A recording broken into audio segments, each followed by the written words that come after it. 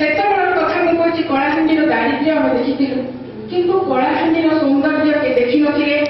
କଳାହାଣ୍ଡିରେ ଘରେ ଘରେ ଥିଲା କୁଟୀର ଶିଳ୍ପ, ସମସ୍ତେ ହାତରେ ଲୁଗା ବୁଣୁଥିଲେ। ବାସମତୀ ଚାଉଳ ବୋଧେ ବିଶ୍ୱରେ ସେମିତି ସୁନ୍ଦର ନଗଲାରୁ ଆଇଛନ୍ତି ମିଶ୍ର ଏମଏଲଏ ଠିଆ ହେଲେ, ମୁଁ ସେ କଳାହାଣ୍ଡିର ଗାଁ ଭିତରକୁ ଗଲି, ଭାବିଲି ସେ କଳାହାଣ୍ଡିଟା ବହୁତ ସୁନ୍ଦର ହେଇଯାଇଥିବ, କିନ୍ତୁ ସେ